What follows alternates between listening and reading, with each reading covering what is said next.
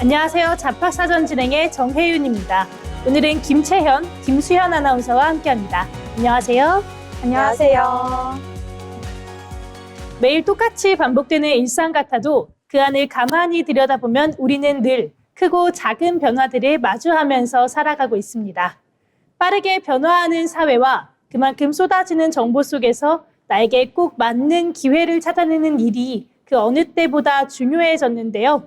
이 복잡한 생각은 덜어내고 여러분의 일터와 일상에 바로 적용할 수 있도록 알찬 소식들을 모아서 전해드리도록 하겠습니다. 먼저 주요 뉴스 요약해드리는 잡뉴스 헤드라인 시간입니다. 첫 번째 소식입니다. 지난 1분기 국내 실업자가 5년 만에 다시 100만 명을 넘어선 것으로 밝혀졌습니다.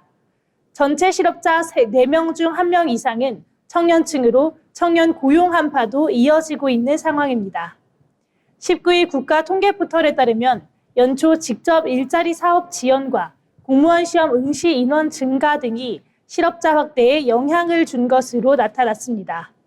특히 청년 실업률은 7.4%로 상승해 고용 부진이 크게 작용했습니다. 청년 취업자는 14분기 연속으로 감소해 통계 작성 이후 가장 적은 규모입니다. 반면 취업 시기가 늦어지면서 30대 고용률은 역대 최고치를 기록했습니다. 이에 정부는 청년층 일경험 확대 등을 담은 청년 뉴딜 추진 방안을 이달 중으로 발표할 예정입니다.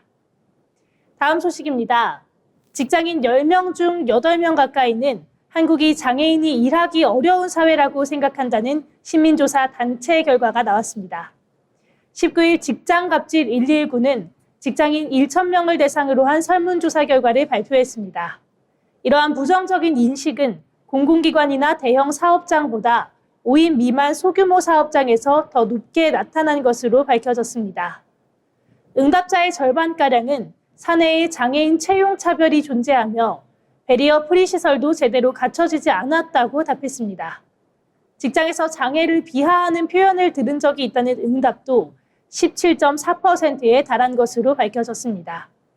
이에 단체 측은 장애인을 일상적인 동료로 접할 수 있도록 고용 의무제의 실효성을 높여야 한다고 강조했습니다. 다음 뉴스입니다. 최근 3년간 국가 기술 자격을 취득한 미취업 장애인 2명 중 1명이 취업에 성공한 것으로 나타나 기술 자격이 장애인 고용 확대의 핵심 경로로 자리 잡고 있다는 분석이 함께 나오고 있습니다. 고용노동부는 장애인 고용 촉진 강조 기간을 맞아 국가 기술 자격 취득 및 직업훈련 현황을 발표했습니다. 최근 3년 동안 장애인이 많이 응시하고 취득한 자격은 지게차 운전과 제빵, 전기 기능사 등 현장 실무 중심임이 밝혀졌습니다. 자격 취득 이후의 취업률은 51.1%를 기록해 전체 장애인 평균 취업률보다 17%포인트 이상 높은 수준입니다. 직업훈련 분야에서도 식음료와 보건, 의료, 사회복지 등 실생활과 밀접한 직무에 참여가 높은 것으로 밝혀졌습니다. 이에 고용노동부는 장애인의 개인적인 자립과 사회 성장을 위해 포용적인 훈련 환경 조성에 힘쓰겠다고 밝혔습니다. 지금까지 잡뉴스 헤드라인 전해드렸는데요. 이번에는 실제 직업 현장으로 한번 가보겠습니다. 다양한 직업을 직접 만나보고 그 속에서 일하는 사람들의 이야기를 들어보는 현장 속으로 시간입니다. 오늘은 김채연 아나운서가 전해드립니다. 네, 여러분은 어부하면 어떤 모습이 떠오르시나요? 이른 아침 바다로 나가 생계를 유지하는 사람들. 그날의 생계를 책임지는 이 사람들인데요. 지금 어촌에서는 이 익숙한 풍경이 점점 사라지고 있습니다. 실제로 항구에는 며칠째 움직이지 못한 채 묶여있는 배들이 눈에 띄는데요. 오늘 현장 속으로에서는 바다를 지키는 직업, 어부에 대해 살펴보겠습니다. 어부는 바다에서 수산물을 잡거나 양식하며 우리 식탁에 오르는 먹거리를 책임지는 사람들입니다. 해가 뜨기 전 바다로 나가서 파도 위에서 그물을 던지고 끌어올리는 작업을 반복하는데요. 한번 조업에 나서면 10시간 넘게 서서 작업하는 것은 기본이고 길게는 하루 가까이 쉬지 못하는 경우도 있습니다. 작은 방심이 사고로 이어질 수도 있기 때문에 현장에서는 늘 긴장을 놓을 수 없습니다. 어부는 단순히 생계를 책임지는 그런 직업을 넘어서 우리 식탁을 책임지고 바다 생태를 지켜온 중요한 역할을 해왔습니다. 계절과 바다의 흐름을 읽는 경험과 기술도 오랜 시간 이어져 온 삶의 방식이기도 합니다. 하지만 이런 일을 이어가는 사람들은 빠르게 줄고 있는데요. 전남 지역 어업 인구는 10년 사이 약 36%나 감소했습니다. 지금은 60대에서 70대가 절반 이상을 차지할 만큼 고령화가 빠르게 진행되고 있는데요. 특히 청년층 유입이 거의 없다는 점이 가장 큰 문제점입니다. 어업을 시작하려면 배와 장비를 마련하는 데만 수억 원이 들고요. 초기부터 빚을 안고 출발해야 하는 구조입니다. 실제로 한 어업인은 기름값이 올라 배를 묶어두는 날이 더 많다며 출항조차 쉽지 않은 현실에 슬픔을 표하기도 했습니다. 이처럼 어촌을 떠나는 사람이 늘어나는 가운데 새롭게 어부라는 직업을 선택하는 사람은 계속해서 줄어들고 있는 추세라는 겁니다. 전문가들은 이대로라면 앞으로 5년에서 10년 안에 어촌의 인력과 기술이 함께 사라질 수 있다고 경고하고 있습니다. 다만 어업이 사라지는 것은 아닌데요. 스마트 양식과 자동화 기술 등 새로운 방식으로 계속해서 변화가 이어지고 있습니다. 결국 중요한 것은 이 직업을 이어갈 사람이 다시 들어올 수 있는 환경을 만들어 나가는 것이라고 생각하는데요. 바다를 지키는 사람들인 어부, 그 미래는 지금 중요한 갈림길에 서 있습니다. 지금까지 현장 속으로였습니다. 네, 우리가 식탁에서 편하게 만나는 수산물 뒤에서 이렇게 고된 노동과 현실적인 어려움이 있다는 걸 새삼스럽게 깨닫게 됩니다. 이 어촌의 고령화 문제를 해결하고 청년들이 다시 바다로 돌아올 수 있도록 실질적인 지원책이 마련되기를 기대해 봅니다. 다음은 지금 바로 활용할 수 있는 실질적인 취업 정보를 전해드리는 오늘의 잡정보 시간입니다. 수연 아나운서, 오늘은 어떤 내용일까요? 네, 요즘 취업 시장의 첫 번째 관문, 바로 AI 면접입니다. 화면 속 무표정한 캐릭터와 대화하다 보면 내가 잘 말하고 있는 걸까? 내가 로봇처럼 완벽히 얘기해야 할까라는 공포 섞인 의문이 들기도 합니다. 그런데 최근 채용 시장과 기술 트렌드를 분석한 보도들을 보면요, 흥미로운 반전이 숨어 있습니다. AI가 고도화될수록 기업들은 오히려 지원자의 가장 인간적인 면모를 찾고 있다는 사실인데요. 오늘의 잡정보에서는 AI 면접의 오해를 풀고 AI 면접관을 사로잡는 법을 심층 분석해 드리도록 하겠습니다. 먼저 흔히 오해하는 부분부터 짚어보겠습니다. AI 면접은 단순한 지식 테스트가 아닙니다.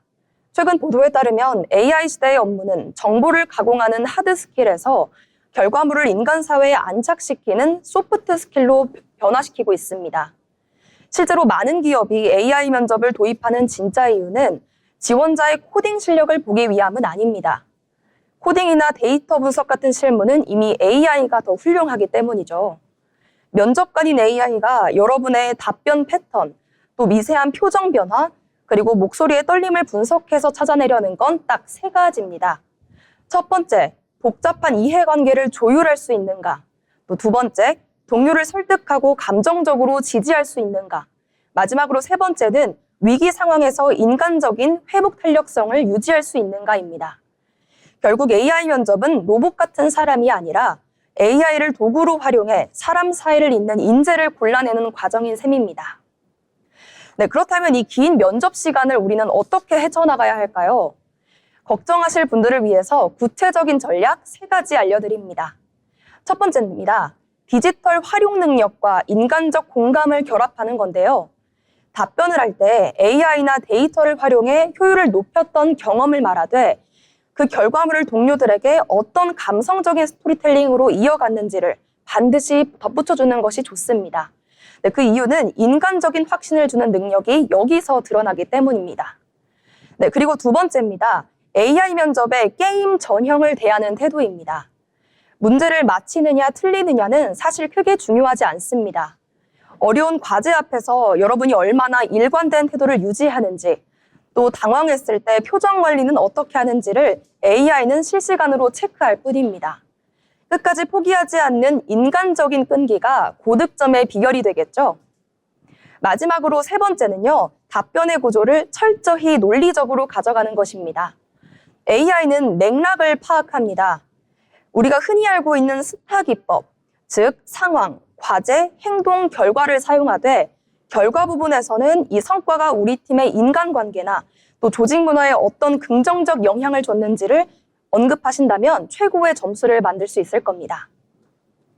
전문가들은 말합니다. 기술적인 하드 스킬의 가치는 하락하고 있고 공감과 설득으로 대변되는 소프트 스킬이 이 시대의 새로운 화폐가 될 거라고요. AI 면접관 앞에서 긴장될 때마다 이 사실을 기억하시면 좋을 것 같습니다. 여러분 앞에 있는 카메라는 여러분들을 떨어뜨리기 위해 있는 것이 아닙니다. 여러분이 얼마나 따뜻하고 매력적인 사회적 지능을 가진 사람인지 기록하는 관찰자입니다. 로봇과 경쟁하려 하지 마시고 여러분의 내면의 고유한 인간성을 당당하게 드러내시길 바랍니다. 지금까지 오늘의 잡정보였습니다. 네, 기계처럼 완벽한 정답을 외우려 하기보다는 논리적인 구조 안에 나만의 진심을 담아내는 것이 핵심인 것 같습니다. 면접을 앞두고 막막함을 느끼신 여러분들이 모니터 앞에서도 당황하지 않고 본인의 진짜 역량을 차분하게 보여주길 바라겠습니다. 세상에는 우리가 아직 잘 알지 못하는 다양한 직업들이 존재하는데요. 새롭게 떠오르는 직업과 앞으로 주목해야 할 미래 직종을 살펴보는 시간, 직업의 세계 유예빈 아나운서가 전해드립니다. 네, 생소한 직업을 알아보는 직업의 세계 시간입니다. 요즘 생활을 하다 보면 유독 기억에 남는 브랜드들이 있는데요. 커피 브랜드를 떠올리면 자연스럽게 초록색이 생각나고요. 배달앱을 하면 바로 연상되는 민트색처럼 이렇게 색 하나만으로도 브랜드가 떠오릅니다. 이렇게 색은 단순한 디자인 요소를 넘어서 사람의 인식과 선택에까지 영향을 주는데요. 오늘 직업의 세계에서는 색깔을 전문적으로 다루는 직업, 컬러리스트에 대해 알아보겠습니다. 컬러리스트는 제품과 브랜드, 또 영상에서 이렇게 다양한 분야 속 적절한 색을 조합하고요. 또 메시지를 효과적으로 전달하는 전문가입니다. 단순한 예쁜 색을 고르는 게 아니라 소비자의 반응까지 고려하면서 어떤 색이 가장 인상적일지 판단해야 하는데요.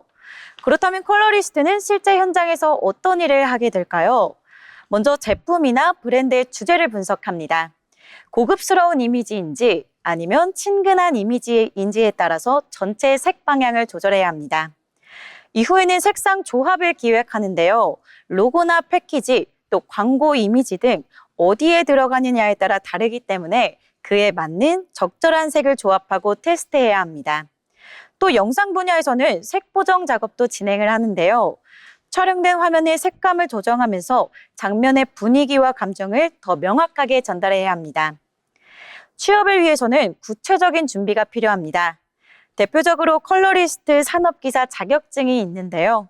디자인 작업 결과물을 정리한 포트폴리오도 굉장히 중요합니다. 그동안 다양한 작업에서 색을 어떻게 활용했는지 보여주는 게 가장 중요한 요소입니다. 마지막으로 컬러리스트 활동 분야를 살펴보겠습니다. 컬러리스트는 다양한 산업 분야에서 활동할 수 있습니다. 먼저 브랜드 디자인 회사나 광고 마케팅 회사에서 근무할 수 있고요. 화장품이나 패션, 식품 등 이렇게 제품을 만드는 기업에 입사할 수도 있습니다. 또 영화나 방송, 영상 제작 분야에서는 색 보정 전문가로도 활동할 수 있습니다. 이처럼 우리가 무심코 지나가는 색 하나에도 섬세한 전략이 담겨 있는 건데요.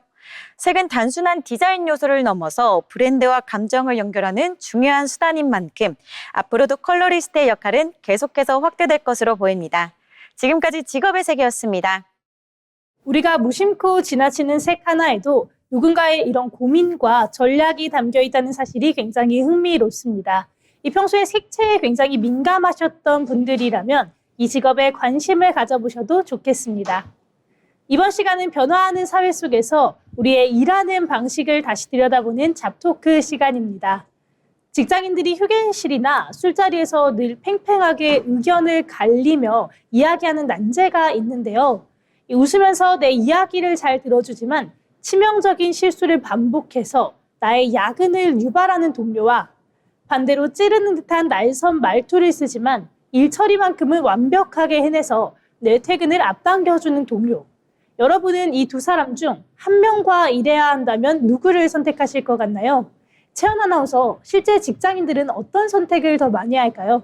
네, 이 부분은 정말 난제 같은데요. 그런데 설문조사 지표를 살펴보면 까칠해도 일 잘하는 동료를 택하는 비율이 60%를 넘길 정도로 높게 나타납니다. 60%를 넘길 정도로 높게 나타났다는 것은 과거에는 조직의 인하를 우선시해서 성격이 둥글둥글한 사람의 편을 드는 경향이 짙었는데요. 하지만 지금은 역할 분담과 개인의 워라밸을 중요하게 생각하는 시대로 변했습니다. 착한 동료의 실수를 수습하느라 내 퇴근 시간이 늦어지고 또 주말까지 반납해야 하는 상황을 직장인들은 심각한 스트레스로 받아들이고 있는데요. 나의 시간과 에너지가 일방적으로 빼앗기는 물리적인 피해로 인식하는 겁니다.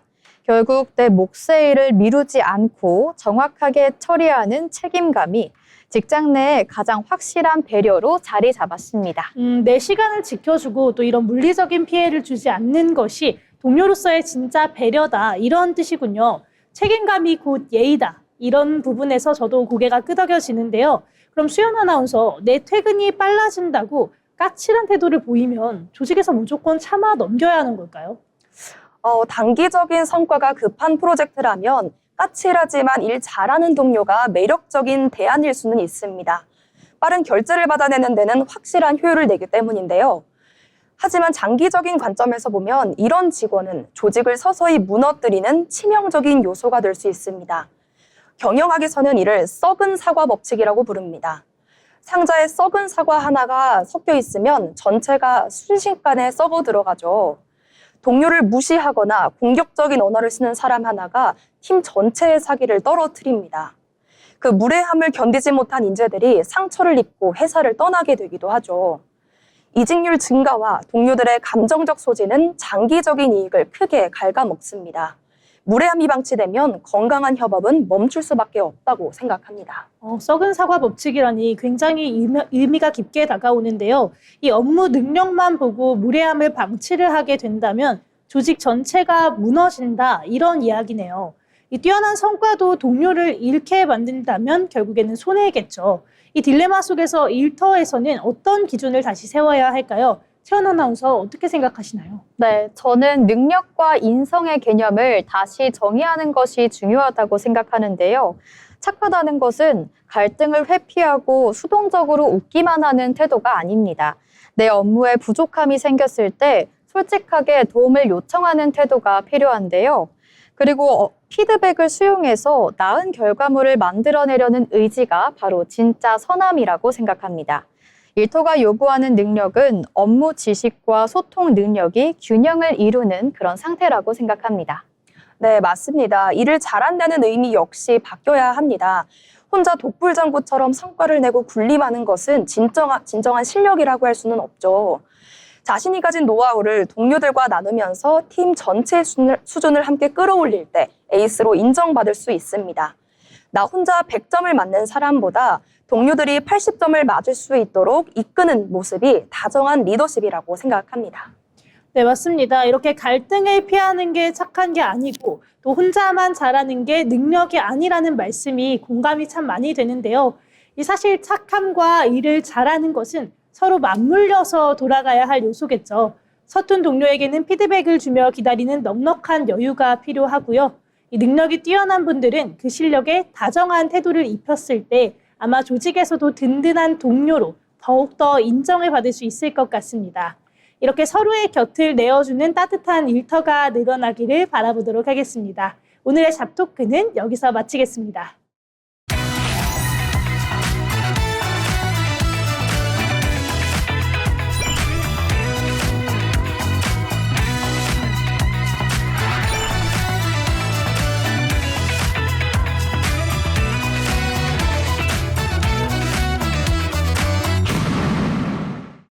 이렇게 빠르게 사회가 변화하고 있지만 그 와중에도 묵묵하게 자신의 길을 걸어가는 사람들이 있습니다.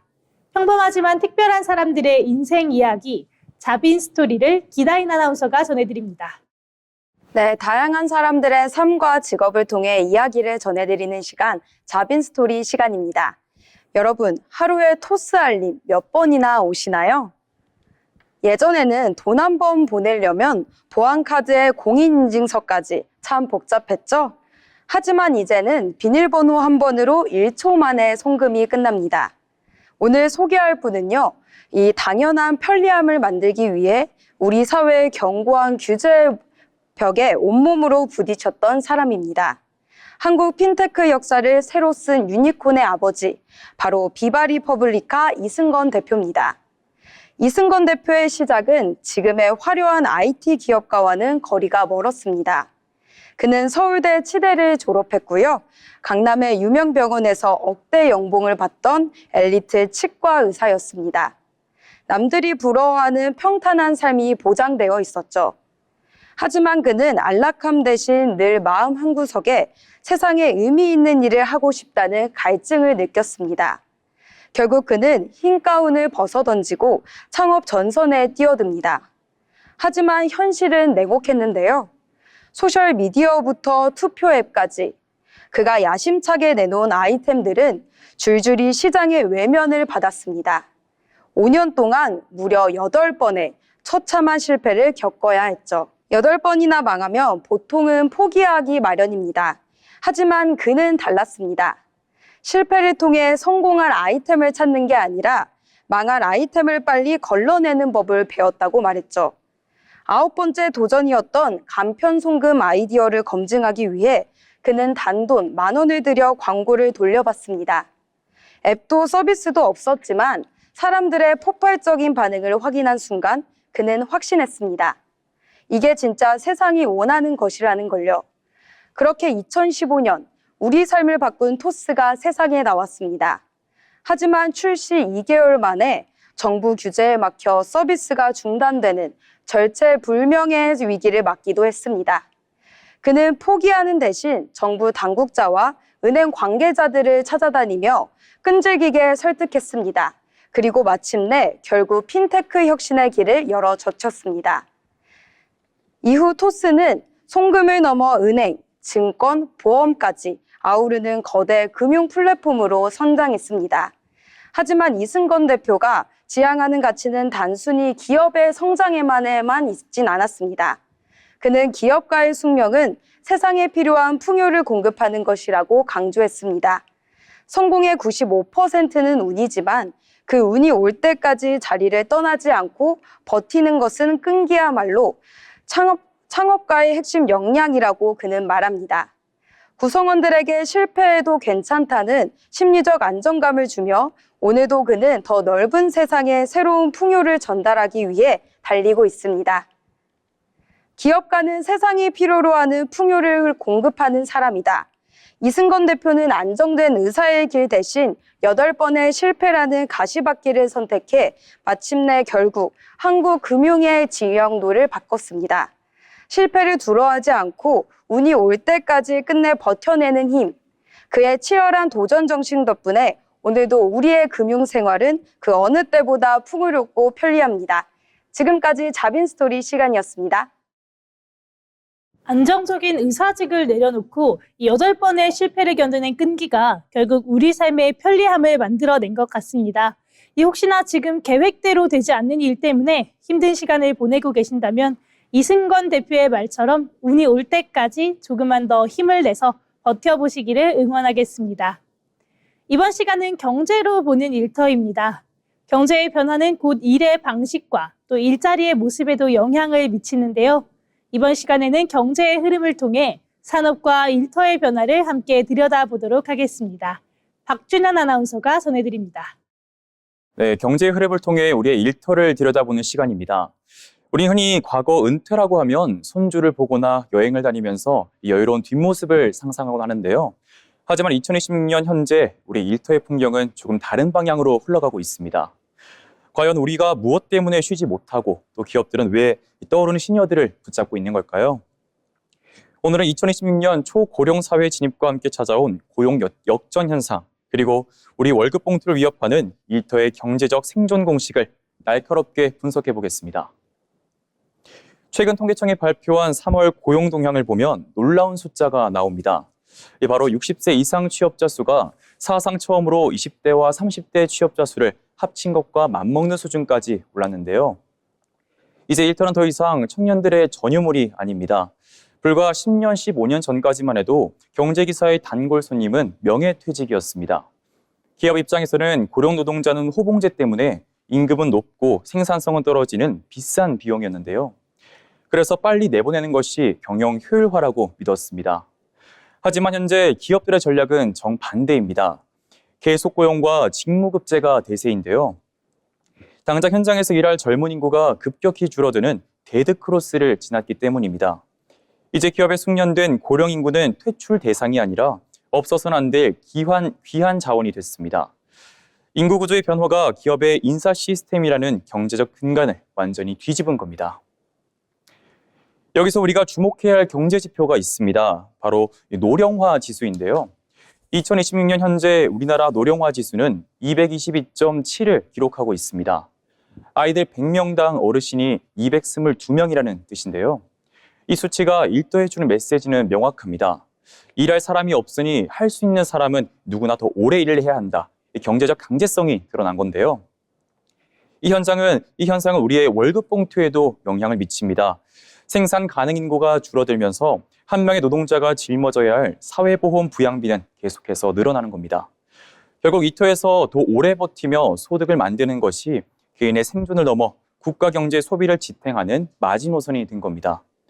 이런 변화 속에서 기업들의 움직임도 빨라지고 있습니다. 단순히 정년을 늘리는 수준을 넘어 고령 인구의 인력을 어떻게 활용할 것인가에 대해서 초점을 맞추고 있습니다. 대표적으로 직무 중심 임금 체계가 확산되고 있는데요. 연차가 아니라 맡은 역할과 성과에 따라 임금을 책정하는 방식입니다. 또 숙련된 시니어 인력을 멘토나 기술 전수 역할로 재배치하면서 경험을 자산으로 활용하는 구조도 늘어나고 있습니다. 반면 개인에게는 새로운 과제가 주어졌습니다. 과거처럼 한 직장에서 정년까지 버티는 것이 아니라 끊임없이 배우고 새로운 역할로 전환할 수 있는 역량이 생존의 조건이 된 겁니다. 결국 이 터는 이제 나이가 들면 물러나는 것이 아니라 역할을 바꿔가며 오래 살아남는 것으로 그 의미가 바뀐 겁니다. 결국 오늘의 결론은 이렇습니다. 과거 일터가 성장을 위해 앞만 보고 달리는 육상 트랙의 비유가 됐다면 현재 일터는 인구 절벽이라는 위기 속에서 지속 가능성을 찾는 거대한 실험실이 된 겁니다. 이제 우리는 언제 퇴직할까가 아니라 어떤 숙련도를 갖춰 70대까지 경제활동의 주체로 남을 것인가를 고민해야 하는 시기에 살고 있습니다. 일터의 주인은 이제 나이가 아니라 실력이 결정하는 시대로 가고 있습니다. 지금까지 경제로 보는 일터였습니다. 정년이라는 숫자가 무의미해진 만큼 이제는 내가 가진 숙련도가 곧 나의 정년이 되는 시대가 왔습니다. 여러분도 오늘 하루는 나이의 무게에 갇히기보다는 미래의 나를 더 가치 있게 만들 나만의 무기가 무엇인지 점검해 보시면 어떨까요? 오늘 경제를 보는 일터, 정년이 사라진 시대에 대해서 이야기해 봤습니다. 이번 시간은 데이터로 본 일터, 잡 이슈 시간입니다. 이 통계와 데이터를 통해 요즘 노동시장에서 나타나는 변화를 살펴보는 시간인데요. 채연 아나운서, 앞선 내용과 이어지는 이야기를 준비하셨다고요? 네, 요즘 노동시장에서 변화가 나타나고 있습니다. 청년층에서는 쉬었음 인구가 늘어나는 한편 오히려 60대의 경제활동은 더 활발해지고 있다는 건데요. 보통은 젊은 층의 고용률이 더 높게 나타나는 것이 일반적이지만 최근에는 이 흐름이 뒤집히는 모습까지 나타나고 있습니다. 이처럼 세대별로 전혀 다른 흐름이 이어지고 있는 가운데 그 배경에 대한 관심도 커지고 있는데요. 먼저 이런 변화 어떻게 보셨는지 궁금합니다. 저는 솔직히 좀 의외라고 생각을 했었는데요. 이 보통 우리가 젊은 층이 더 활발하게 일을 하고 60대 이후에는 은퇴를 하는 흐름이 일반적이다 이렇게 생각을 하잖아요. 그런데 이 흐름이 바뀌고 있다 이 얘기가 계속해서 나오는 건 확실하게 구조적으로 조금은 문제가 있는 게 아닌가 이런 생각이 듭니다. 네, 맞습니다. 청년은 일자리를 찾기 힘들고 60대는 계속 일해야 하는 상황이 겹친 결과와 같습니다. 네, 실제로 데이터를 살펴보면 이 흐름이 더 분명하게 나타납니다. 2024년 기준 25세에서 29세의 쉬었음 청년은 21만 7천 명으로 집계됐는데요. 이는 2004년 같은 연령대의 8만 4천 명보다 2.6배나 증가한 수준입니다. 또 세대를 거듭할수록 쉬었음 인구가 전반적으로 늘어나는 흐름도 확인되고 있는데요. 특히 대졸 이상 고학력 청년이 증가세를 주도하고 있습니다. 대졸 이상 쉬었음 청년은 2023년 15만 3천 명에서 2024년 17만 4천 명, 2025년 17만 9천 명으로 계속해서 증가했습니다. 반면 고졸 이하 청년은 2022년 25만 7천 명, 2023년과 2024년 각각 24만 7천 명, 2025년 25만 명으로 큰 변화 없이 유지되고 있는 모습 볼 수 있습니다. 네, 이렇게 청년은 쉬고 60대는 더 일하는 상황이라고 하니까 확실히 기존과는 조금 다른 모습이 나타나고 있는 것 같습니다. 네, 여기에 더해 첫 취업까지 걸리는 시간도 계속해서 길어지고 있는데요. 1995년에서 1999년생은 졸업 후에 첫 취업까지 평균 12.77개월이 걸렸는데요. 이는 1975년에서 1979년생의 10.71개월보다 약 2개월 이상 늘어난 수준입니다. 또 전체 청년층 기준으로도 첫 취업까지 소요 시간은 2021년 10.1개월에서 2025년 11.3개월으로 증가했습니다. 네, 취업까지 시간이 길어지고 또 아예 쉬는 기간도 늘고 있는 건 진입 자체가 어려워졌다는 의미네요. 네, 맞습니다. 여기에 신규 채용 흐름도 변화가 나타나고 있는데요. 근속 1년 미만, 즉 신규 채용으로 분류되는 인력 중에 청년층 비중은 2006년 33.6%에서 2025년 25.2%로 줄어들었습니다. 즉 청년이 노동시장에 새로 들어오는 비중 자체도 점점 감소하고 있는 겁니다. 결국 청년은 좀 들어가기가 어려워지는 구조가 되고 기회 자체도 점점 줄어들고 있는 것 같습니다. 네, 반면에 60대의 경우는 상황이 조금 더 구조적인데요. 우리나라는 빠르게 고령화가 진행되면서 은퇴 이후에도 소득을 이어가야 하는 인구가 크게 늘고 있습니다. 국민연금으로만은 생활하기 어려운 경우가 많습니다. 또 물가 상승과 생활비 부담까지 겹치면서 이를 선택하는 것이 아니라 이를 계속해야 하는 상황이 이어지고 있는 겁니다. 실제로 60대 고용률은 꾸준히 상승하는 흐름을 보이고 있는데요. 이는 단순히 건강해져서 더 일하는 것이 아니라 생계를 위한 노동이 늘어난 결과로 해석됩니다. 생계를 위한 노동이 늘어나고 있는 지금, 문제는 재취업의 질입니다. 많은 경우에 기존 경력을 살리지 못하고 경비나 청소, 그리고 단순 노무직 등으로 이동하게 되면서 일은 하고는 있지만 소득과 안정성은 낮은 구조가 반복되고 있는 겁니다. 네, 결국 일은 계속하고 있지만 좋은 일자리라고 보긴 어려운 상황이네요. 네, 맞습니다.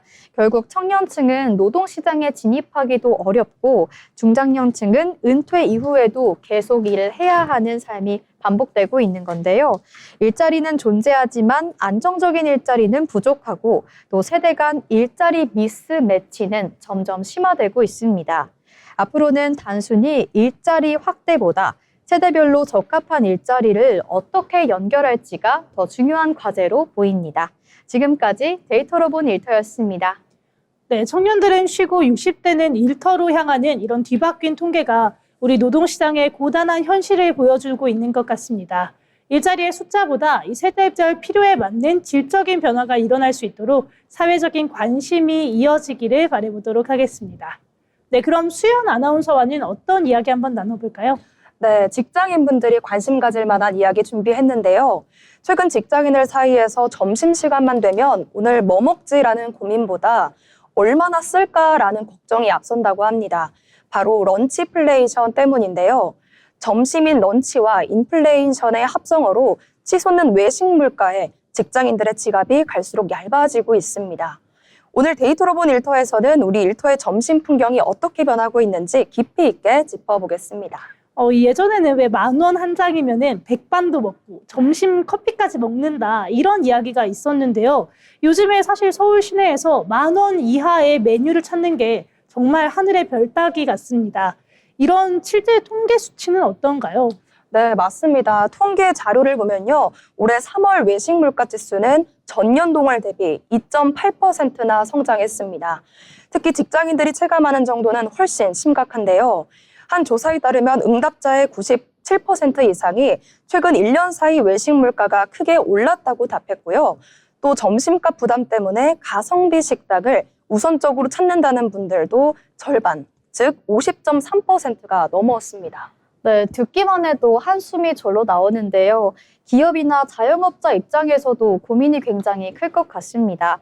왜냐하면 식재료비나 인건비가 워낙 오르다 보니까 가격을 안 올릴 수도 없는 노릇일 것 같은데요. 맞아요. 이 최근에 데이터를 보면은 실제로 외식업체 자체에서의 매출은 올랐다고는 하지만 영업 비용이 더 빠르게 늘어나면서 영업이익률이 2020년에 12%대에서 최근에는 8%대까지 떨어졌다고 합니다. 이 전형적인 불황형 성장 이렇게 볼 수도 있을 것 같아요. 네, 정확한 지적입니다. 그래서 요즘 직장인들 사이에서는요, 이른바 점심 생존 전략이 화제입니다. 이젠 정말 단순히 싼 곳을 찾아가는 수준을 넘어선 현상인 거죠. 그렇다면 혹시 혜윤 아나운서 거지맵이라고 들어보셨나요? 네, 저 들어봤습니다. 이 직장인들이 직접 구청이나 법원 같이 관공서 구내식당 리스트를 만들어서 공유하는 지도라고 하더라고요. 이 가격은 저렴하면서 영양가가 굉장히 좋아가지고 인기가 되게 좋다고 들었습니다. 네, 또 편의점 풍경도 많이 바뀌었는데요. 예전에는 간단히 때우러 가던 곳이 바로 편의점이었는데 요즘은 아예 삼각김밥 20개가 한꺼번에 동났다는 기사도 있더라고요. 데이터로도 좀 증명이 될까요? 네, 관련 데이터를 보면 김밥이나 삼각김밥 같은 간이 음식점 매출이 2020년 대비 무려 70.3%나 성장했습니다. 특히 점심 식사 이후 필수 코스였던 카페 대신에 편의점의 저가 커피나 기업들의 원무어 커피 같은 할인 프로모션으로 발길을 돌리는 분들도 무려 50%나 늘었을 정도입니다. 결국 이런 부담들이 도시락, 이렇게 싸우는 도시락으로 이어지는 것 같습니다. 요즘은 가방 안에 쏙 들어가는 작은 도시락이나 전자레인지로 데워 먹는 구독형 도시락 서비스도 굉장히 유행을 하더라고요. 네, 이제 기업들도 이 흐름에 발맞춰 가고 있는 것 같은데요. 이렇게 식대 지원 방식을 바꾸는 것처럼 이 런치플레이션 대책에 골몰하고 있는 것 같습니다. 네, 결론적으로 지금의 일터의 점심 문화는요, 맛보다는 효율과 생존에 집중되어 있습니다. 이 부담이 언제까지 이어질지는 모르겠지만 직장인들의 점심 풍경은 당분간 데이터가 가리키는 대로 극가성비를 향해 갈 것으로 보입니다. 이런 흐름에 맞춰서 기업들의 복지 정책이나 외식 산업의 형태도 어떻게 변화하고 발전해 나갈지 앞으로의 런치플레이션 대응 전략을 계속해서 주목해 보셔야겠습니다. 지금까지 데이터로 본 일터였습니다. 네, 이렇게 치솟는 물가 때문에 점심 한 끼조차 마음 편하게 즐기지 못한다는 현실이 참 안타깝습니다. 이 개인들의 절약을 넘어서 기업들도 현실적인 식대 지원을 통해서 이 어려운 상황을 헤쳐나가길 바라보겠습니다. 지금까지 데이터로 본 일터였습니다.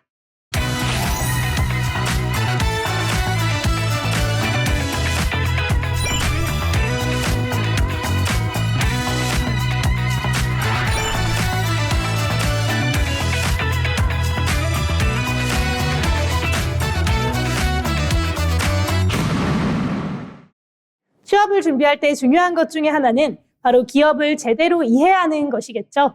기업의 특징과 산업 트렌드를 살펴보는 시간, 기업사전, 기업을 알고 잡자 원호식 아나운서가 준비했습니다. 네, 기업을 쉽고 흥미롭게 알아보는 기업사전입니다. 요즘 우주 분야에서 새롭게 떠오르는 단어가 있습니다. 바로 뉴스페이스인데요.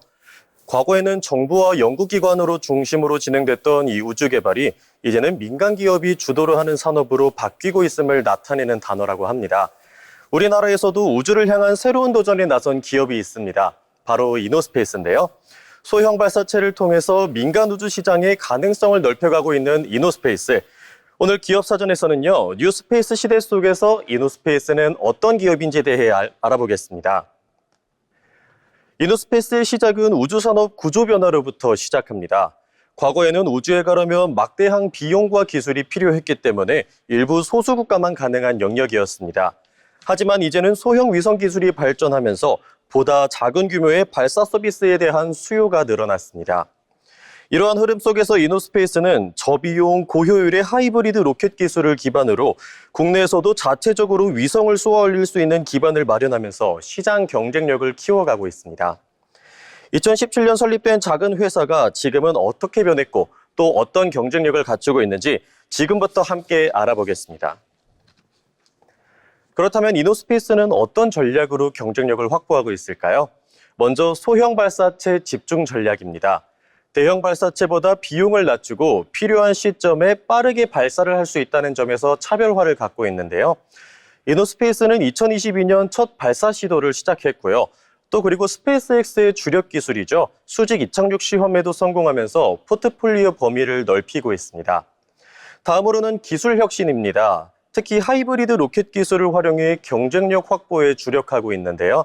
하이브리드 로켓은 고체 연료와 액체 연료의 장점을 결합한 기술로 제작 단가를 약 40% 절감할 수 있다고 합니다. 또한 연료로 사용하는 파라핀 연료는 폭발 위험도 없다고 합니다. 이처럼 안전성과 경제성을 동시에 확보하면서 계속해서 기술 혁신을 이뤄내는 이노스페이스입니다. 다음은 이노스페이스의 성과에 대해서 알아보겠습니다.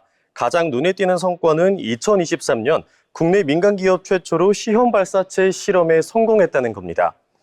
이 발사체는 브라질 알칸타라 우주센터에서 발사돼서 약 100초 이상 엔진이 안정적으로 연소됐고 4분 이상 정상 비행을 수행하며 핵심 기술 검증에 성공했습니다. 특히 이 과정에서 하이브리드 로켓 엔진의 추력 안전성과 비행 성능이 실제 환경에서 확인되면서 상업 발사 서비스로 이어질 수 있다는 기술 기반을 확보했다는 평가를 받고 있습니다. 이 성과는 단순한 기술 성공을 넘어서 국내에서도 민간 기업이 우주 발사 시장에 진입할 수 있다는 가능성을 보여준 성공적인 사례로 평가됩니다. 또 이번 달 초에는 위성사업부를 신설하면서 발사 역량을 기반으로 위성 개발, 운용, 그리고 데이터 서비스까지 아우르는 통합 우주 플랫폼 사업을 본격화하기 시작했습니다. 이렇게 이노스페이스는 단순히 발사 서비스를 넘어서 조금씩 몸집을 키우고 있습니다. 네, 오늘 기업사전에서는요, 뉴스페이스 시대의 흐름 속에서 이노스페이스가 어떤 기업인지에 대해서 알아봤습니다. 아직 넘어야 할 과제는 많이 남아있지만 여러 시험을 성공적으로 수행하면서 경쟁력을 확보하고 있는 이노스페이스인데요. 하지만 우리나라 기업도 우주에 진출할 수 있음을 보여주는 대표적 기업 중 하나입니다. 과거에는 멀게만 느껴졌던 우주가 단순히 산업의 확장을 넘어서 일자리와 기술, 그리고 우리의 미래 환경까지 다양한 영역에 영향을 미치고 있습니다. 그리고 그 변화의 중심에는 이처럼 새로운 도전을 이어가는 기업들도 있습니다. 앞으로 더 많은 기업과 기술이 우주를 향해 나아갈수록 이노스페이스의 역할 역시 더욱 커질 것으로 보입니다. 지금까지 기업을 쉽고 흥미롭게 알아보는 시간, 기업사전이었습니다. 네, 국가 주도를 넘어서 우리 민간 기업이 우주의 문을 직접 열고 있다는 사실이 참 자랑스럽게 느껴집니다. 오늘의 기업사전 이노스페이스였습니다.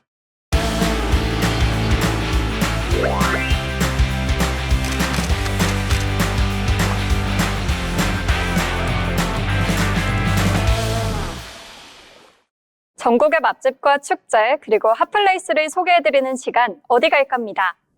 완연한 봄 기운이 느껴지는 요즘, 도심 속에서 화려한 꽃의 향연을 가장 가까이서 볼 수 있는 곳이 어딜까요?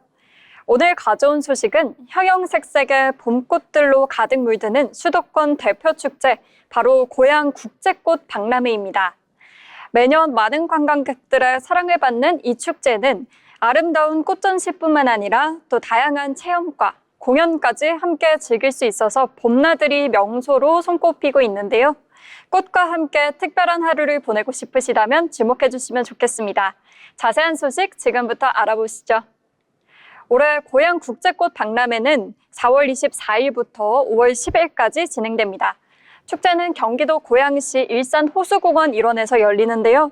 도심 속 대형 호수공원을 배경으로 펼쳐지는 꽃전시는 마치 거대한 정원 속을 산책하는 듯한 느낌을 보여준다고 합니다. 운영 시간은 오전 9시부터 저녁 7시까지, 또 야간 개장도 함께 진행되고 있어서 낮과 밤 모두 다른 매력을 즐기실 수 있을 겁니다. 특히 해가 지고 조명이 켜진 뒤에는 꽃과 빛이 어우러져서 더 로맨틱한 분위기를 연출한다고 하는데요. 튤립과 장미, 수선화 등 다양한 봄꽃은 물론 세계 여러 나라의 화훼 작품과 또 테마 정원까지 만나볼 수 있어서 볼거리가 풍부합니다. 곳곳에 대형 포토존도 마련되어 있어서 가족, 연인, 그리고 친구들과 인생샷 남기기에도 좋은 장소입니다. 꽃 구경만 하면 아쉽겠죠. 이 박람회장에는 다양한 체험 프로그램도 진행되고 있습니다. 플라워 클래스, 꽃꽂이 체험, 또 가드닝 클래스, 플라워 마켓 운영 등 직접 꽃을 보고 만지며 즐길 수 있는 다양한 프로그램들이 준비되어 있는데요. 예쁜 꽃다발이나 소품을 직접 만들어보는 체험은 특히 가족 단위 방문객들에게 큰 인기를 끌고 있다고 합니다. 공연 행사 또한 준비되어 있는데요. 야외 무대에서는 버스킹 공연과 문화예술 공연, 또 시민 참여형 이벤트가 있어서 축제 분위기를 더 풍성하게 만들어준다고 합니다. 또한 호수공원을 따라 천천히 산책하면서 꽃길과 호수 풍경을 함께 감상할 수 있다는 점도 이 박람회의 큰 매력입니다. 고양 국제꽃 박람회의 또 다른 매력은 바로 도심에서 만나는 봄의 절정인데요. 멀리 떠나지 않아도 이 서울 근교에서 손쉽게 봄꽃 나들이를 즐길 수 있어서 매년 많은 시민들이 찾는 대표 봄축제입니다. 특히 호수 위로 비치는 꽃의 풍경은 낮에는 화사하고 또 해질 무렵에는 한층 더 운치 있는 모습을 보여준다고 하는데요. 사진 촬영을 계획하고 계신 분들이라면 오후 늦은 시간대의 노을과 꽃이 어우러지는 순간을 노려보시는 것도 좋겠습니다. 밤에는 조명이 더해져서 꽃길 전체가 반짝이는 야경 명소로 변신한다고 하니까요. 참고하시면 좋겠습니다. 형형색색의 색색의 꽃들로 봄을 채우는 곳, 고양 국제꽃 박람회에 대해서 알아봤습니다. 연인들에게는 로맨틱한 데이트 장소로, 또 가족들에게는 봄 소품 명소로, 또 사진 애호가들에게는 최고의 촬영 스팟으로 사랑받는 축제인데요. 이 따뜻한 봄바람을 느끼시면서 꽃길을 천천히 걸어보는 여유, 이번 봄에 꼭 한번 가져보시는 건 어떨까요? 오는 4월 24일부터 시작되는 고양꽃 국제꽃 박람회, 미리 일정 확인하셔서 다가오는 봄을 만나보시길 바랍니다. 지금까지 어디 갈까였습니다. 네, 고양 국제꽃 박람회 함께 알아봤습니다. 이 봄의 야간 개장을 활용해서 소중한 사람들과 잊지 못할 저녁 산책 한번 즐겨보시면 좋을 것 같습니다.